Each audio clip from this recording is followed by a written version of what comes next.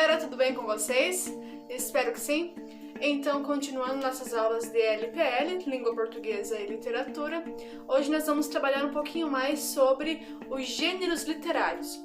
Nas aulas passadas, nós estudamos um pouquinho sobre o que é a literatura, então qual que é o conceito de literatura. E agora nós vamos dar um enfoque aos gêneros literários. Então, os gêneros literários, eles são divididos em três. Então, são três categorias básicas, que é o gênero épico, o gênero lírico e o gênero dramático. Esses três são os três básicos, os três principais gêneros literários. Então, Aristóteles foi o cara assim que deu uma definição um pouco mais fácil sobre o que vem a ser a literatura, sobre o que são esses gêneros literários. Então, ele chamou isso aí de arte poética, porque é uma forma de arte através das palavras. Então, foi assim que ele classificou a literatura. Então, o que nós chamamos no caso de gêneros literários. Então, é interessante nós observarmos a história da literatura, seus conceitos, como que ela iniciou, ou por que ela iniciou. Então, sempre tá lendo um pouquinho, buscando um pouquinho mais do que tudo aquilo que a gente já conhece. Então, os gêneros literários, eles reúnem um conjunto de obras que apresentam características de alguma maneira parecidas. Conteúdo às vezes parecido, mas a sua estrutura, a sua forma são diferentes. Então, essa classificação nesses três pode ser feita de acordo com alguns critérios semânticos, sintáticos, fonológicos, formais, contextuais, entre tantos outros que não vale aqui destacar. Mas ele se divide então nessas três categorias básicas, como eu falei, que é o épico, o lírico e o dramático. Então, vale salientar também que, atualmente, os textos literários são organizados em três gêneros. Então, esses dali são gêneros literários e agora nós temos os textos literários divididos também em três, que são os gêneros narrativo, lírico e dramático. Então, só mudou um pouquinho a coisa dos nomes ali. Então, só repetindo, nós temos os três gêneros literários, então os textos literários, no caso, que são agora o narrativo, o lírico e o dramático. E são esses que nós vamos estudar um pouquinho mais a fundo. Então, agora, estudando os gêneros literários, os textos literários ali, nós vamos começar com um enfoque no gênero épico ou narrativo. Assim eles são, que assim é chamado. Então, no gênero épico ou narrativo, nós temos obrigatoriamente a presença de um narrador. Professora, mas o que é mesmo narrador? Narrador é aquela voz que vai contando a história, que vai falando a história. Então, sempre que tiver um texto que apresente uma pessoa que vai falando a história, contando do ponto de vista, do ponto de observação dela, nós temos aí o narrador. Então, no gênero épico ou narrativo, ele vai ter sempre a presença de um narrador, responsável por contar a história, a qual vai ter vários personagens que atuam em um determinado espaço e tempo, tá? E pertencem a essa categoria alguns desses que eu vou citar agora. Então, nós temos as modalidades que pertencem à categoria épica ou narrativa, que são o épico por si só, a fábula, a epopeia, novela, conto, crônica, ensaio e romance. São essas modalidades que pertencem ao gênero épico narrativo, tá? Então, são todas essas que eu listei para vocês. Depois do gênero épico ou narrativo, nós temos o gênero lírico.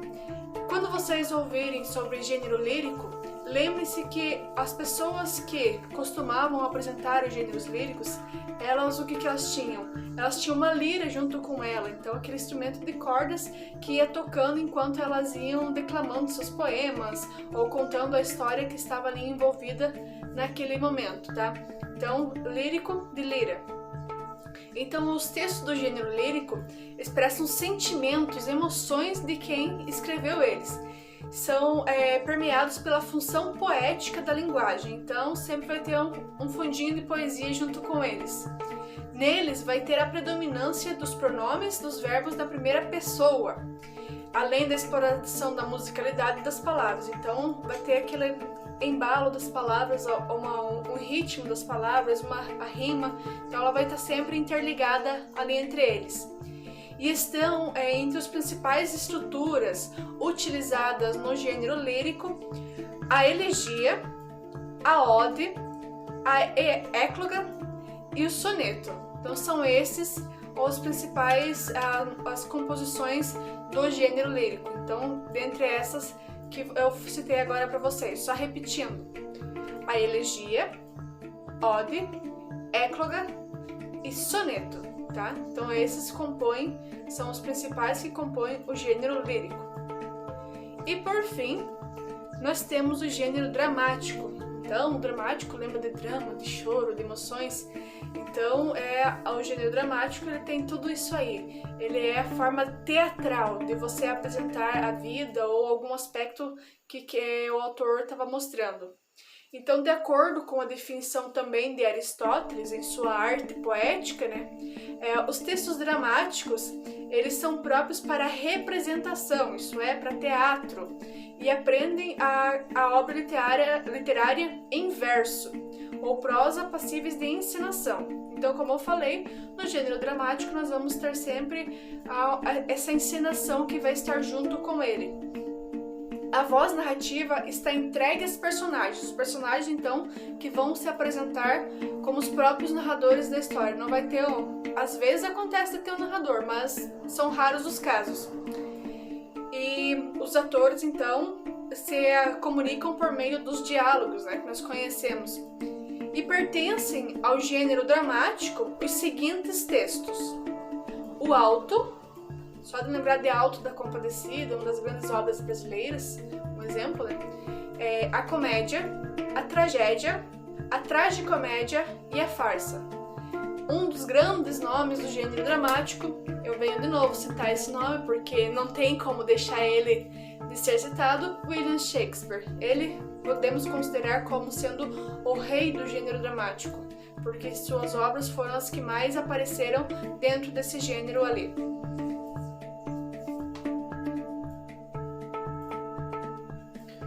Então, apesar de cada um desses gêneros ter a sua classificação, ter a sua estrutura diferente, eles têm algo em comum.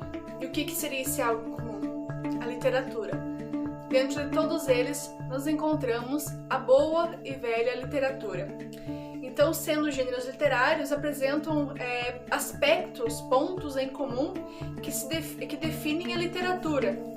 E como expressão artística, ele possui funções recreativas, sociais, emotivas, críticas. Então, ele possui uma vasta função. Então, ele sempre vai ter a literatura dentro desses gêneros textuais. Os textos literários. O que então são textos literários? Para ficar bem claro para vocês. Os textos literários, eles têm função estética, uma função de deixar bonito, de embelezar. Então, com o objetivo de entreter, de divertir. O texto literário sempre vai ter que ter essas características, de emocionar, de divertir, de entreter. Ele é ligado à emoção. Então, para um texto ser considerado literário, ele tem que mexer com o quê? Com o emocional de quem está lendo, de quem está ouvindo, de quem está assistindo. Se ele não tem essas características, ele não vai ser um texto literário. Então, dentro do texto literário, nós vamos ter o quê? Uma linguagem subjetiva, pessoal e de muita emoção. E também vamos ter o sentido conotativo. Mas o que é esse sentido conotativo? Ele vem a ser o sentido figurado, aquele sentido em que uma frase ganha mais de um significado. Então não é só um mero significado que vai apresentar ali, vão ser vários significados que nós teremos dentro de uma mesma frase. Então isso se chama sentido figurado ou conotativo, tá? É um texto influenciado por quem escreve, então quem está escrevendo, querendo ou não, vai acabar deixando suas emoções sendo expressas ali. Ele vai estar apresentando ali suas emoções. E não precisa ser obrigatoriamente igual à realidade. Então ele pode ser diferente da realidade ali, conforme ou o que for o conteúdo daquele texto. A intensidade do texto é mais importante do que o conteúdo. Então, o conteúdo às vezes fica no segundo plano, mas a intensidade com que vai ser mostrado, com que vai ser apresentado esse texto é o que vai ser mais importante. Então, essas são as características essenciais, cruciais de um texto literário. Entendido? Agora, texto não literário. Existe texto não literário? Existe. Nós temos os textos classificados como não literários. São aqueles que têm uma linguagem objetiva, normalmente com o cunho de informar, de trazer a realidade, de mostrar a realidade. Então, ele tem uma função utilitária, ele vai trazer algo de útil para quem está lendo ele. Tem uma única interpretação, não vai ter várias interpretações, então vai ser uma única e exclusiva interpretação.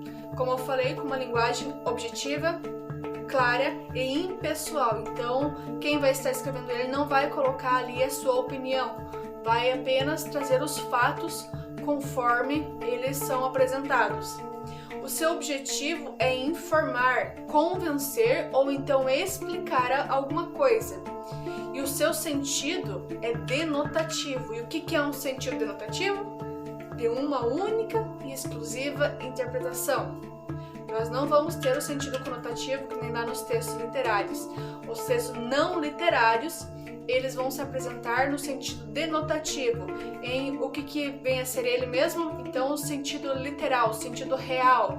É como se eu pegasse uma palavra e fosse lá no dicionário buscar o significado dessa palavra e o primeiro significado que aparece é aquele e deu. Então, é o primeiro sentido, o sentido real daquela informação. Então, para analisar, é necessário uma comprovação do conhecimento dos fatos.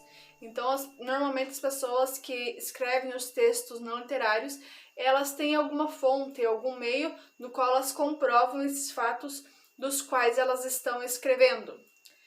Exemplos de textos não literários: artigos de jornais, livros didáticos, dicionários, anúncios publicitários, receitas e etc. São uma infinidade de textos não literários. Então é mais ou menos isso que eu tinha para contar hoje, explicar para vocês sobre os nossos gêneros literários, a divisão desses gêneros, e o que é um texto literário e o que não é um texto literário. Espero que tenha ficado claro, que vocês tenham entendido, e qualquer dúvida é só perguntar. Um abraço a todos e até a próxima aula!